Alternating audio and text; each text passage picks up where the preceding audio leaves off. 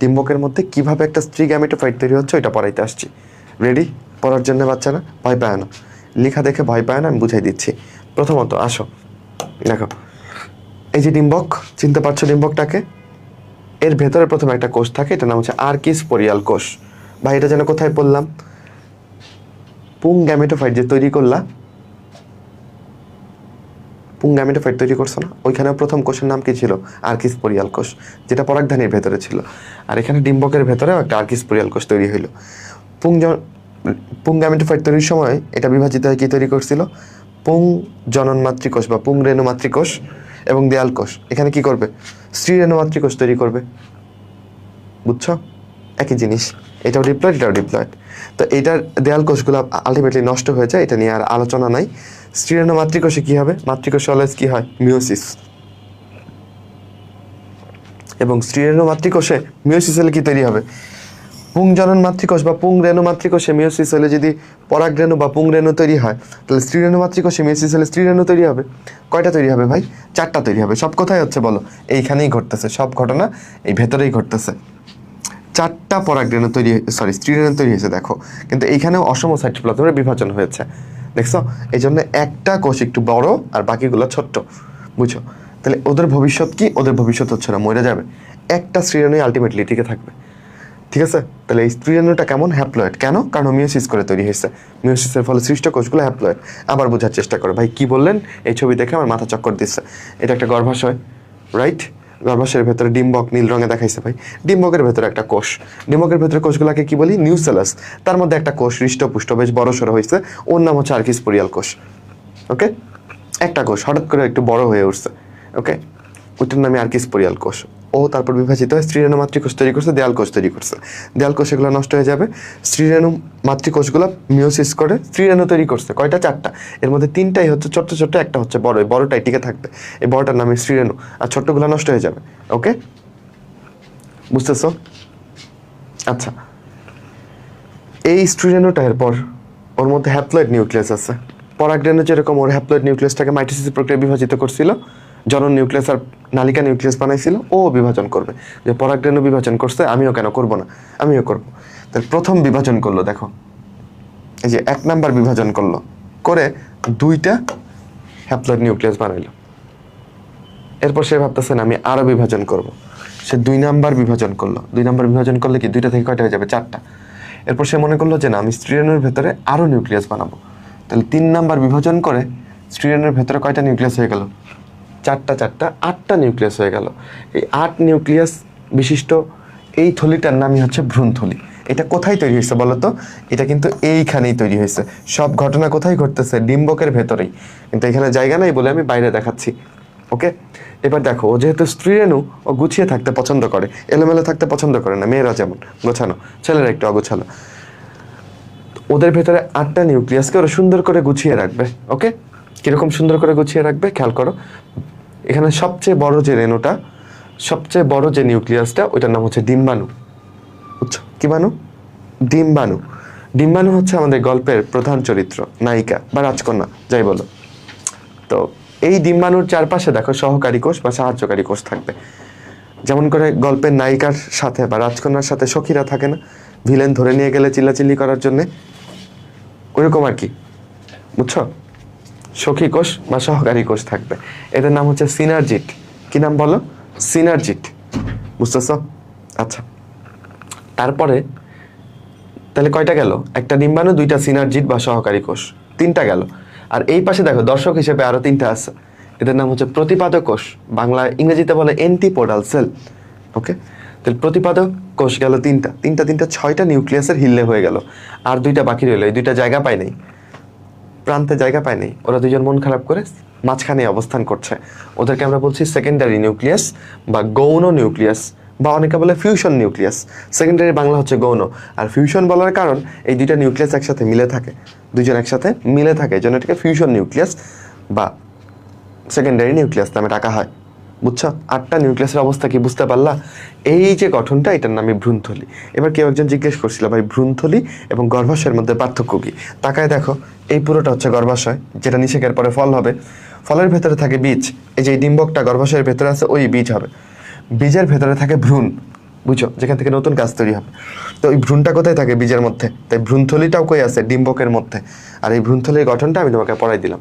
ডিম্বক, দুই পাশে দুইটা সহকারী কোষ বা সিনার্জিট, আর অপর পাশে তিনটা অ্যান্টিপোডাল সেল বা প্রতিপাদক কোষ, মাঝখানে দুইটা হচ্ছে সেকেন্ডারি নিউক্লিয়াস বা গৌণ নিউক্লিয়াস। কেমনে আসলো বুঝতে পারলা কিনা? যারা বুঝতে পারে নাই আবার রিক্যাপ করি। আমরা কি পড়ছি? আমরা আমাদের আপৃতবীজ উদ্ভিদের জননের 3টা অংশে আমরা ভাগ করছি। প্রথমটা হচ্ছে পুং গ্যামেটোফাইট সৃষ্টি, যেটা অলরেডি আমরা সৃষ্টি করে ফেলছি। দ্বিতীয় পার্টে আমরা আছি স্ত্রী গ্যামেটোফাইট সৃষ্টি। স্ত্রী গ্যামেটোফাইটটা কোথায় কিভাবে তৈরি হচ্ছে ওইটা তোমাকে পড়াচ্ছি। লাস্ট পার্ট হচ্ছে নিষেক, যেটা তোমাদের আগ্রহের জায়গা আমি জানি। তাহলে আমি সেকেন্ড পার্টটা ক্লিয়ার করি তোমাদের জন্য। ওকে, সেকেন্ড পার্টটা ক্লিয়ার করছি। কিভাবে স্ত্রী গ্যামেটোফাইট তৈরি হচ্ছে? এই যে ভ্রূণথলিটা, ওর নাম স্ত্রী গ্যামেটোফাইট। কেন? কারণ এখানে যে 8টা নিউক্লিয়াস আছে সবাই হ্যাপ্লয়েড। গ্যামেটোফাইটের সংজ্ঞা কি? যে উদ্ভিদের সবগুলো কোষই হ্যাপ্লয়েড, সেই গ্যামেটোফাইট। তাহলে এটা উদ্ভিদের একটা অংশ, যাকে আমি গ্যামেটোফাইট নামে ডাকছি, এবং এটা স্ত্রী অংশ, তাই এটা স্ত্রী গ্যামেটোফাইট। এটা কেমনে তৈরি হলো আবার চলো রিক্যাপ করি আমরা। ডিম্বকের ভেতরে অনেকগুলা কোষ থাকে, এদের নাম নিউসেলাস বা ভ্রূণ পোষক টিস্যু, যারা ভ্রূণকে পুষে রাখে চারপাশ থেকে।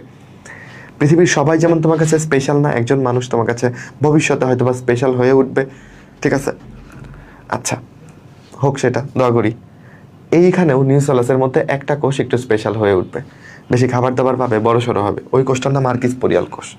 আর্কিস্পোরিয়াল কোষ সবসময় মাইটোসিস করে একটা জনন মাতৃকোষ বানাবে, দেয়াল কোষ বানাবে। এখানে যেহেতু স্ত্রীরেণু তৈরি হবে, তাই মাতৃকোষটার নাম স্ত্রীরেণু মাতৃকোষ।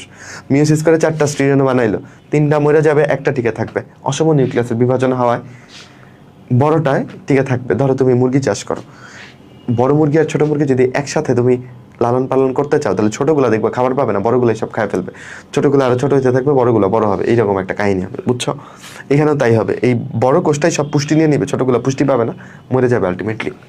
এই একটা স্ত্রীরেণু 3বার মাইটোসিস করে 8 নিউক্লিয়াস বিশিষ্ট দশায় আসবে।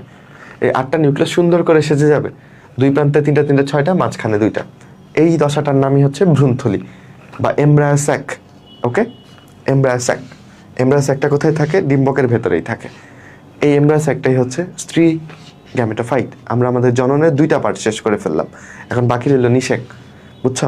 আর এখানে কিছু শব্দ পড়াইলাম, সেটা হচ্ছে সিনার্জিট, যার বাংলা হচ্ছে সহকারী কোষ, অ্যান্টিপোডাল সেল, যার বাংলা হচ্ছে প্রতিপাদক কোষ, সেকেন্ডারি বা ফিউশন নিউক্লিয়াস, যার বাংলা হচ্ছে গৌণ নিউক্লিয়াস।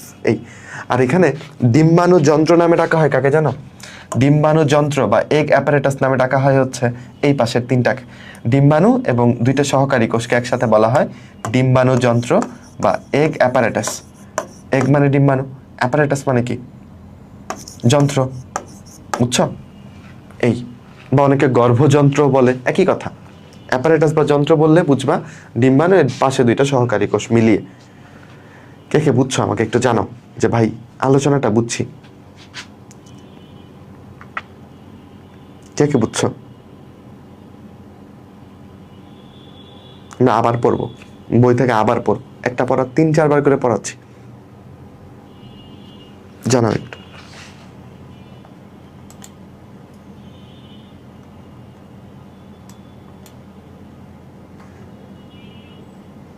সবাইকে এটুকু বুঝছো কেমনে আসলো একটু জানায়ও, কৃপণতা করো না, বুঝলে না বুঝলেও জানায়ও যে ভাই বুঝি নাই।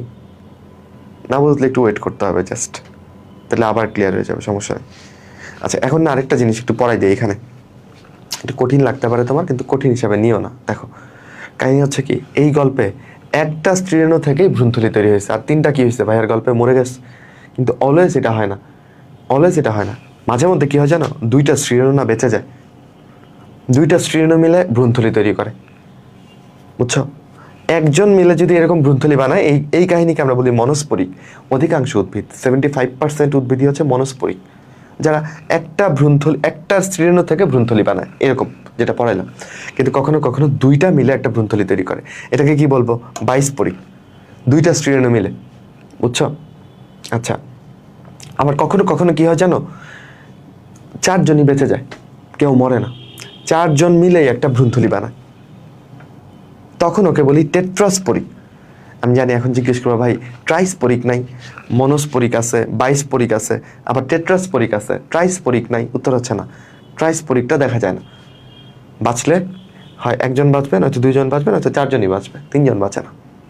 বুঝছো? তাহলে এর মধ্যে কমন কোনটা? মনস্পরিক, বাইস্পরিক না টেট্রাস্পরিক? মনস্পরিকটা হচ্ছে কমন। ওকে,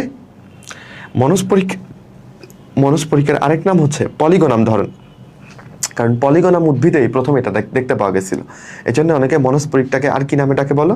এটা একটা পলিগোনাম ধরন নামে ডাকে। পলিগোনাম একটা উদ্ভিদের নাম। হ্যাঁ, 16টা সেল তৈরি হতে পারে, 16 সেল বিশিষ্ট হয়, 8 কোষ বিশিষ্ট ভ্রূণথলি তৈরি হয়, 16 কোষ বিশিষ্ট ভ্রূণথলি তৈরি হয় ওইগুলোর ক্ষেত্রে। বুঝছো?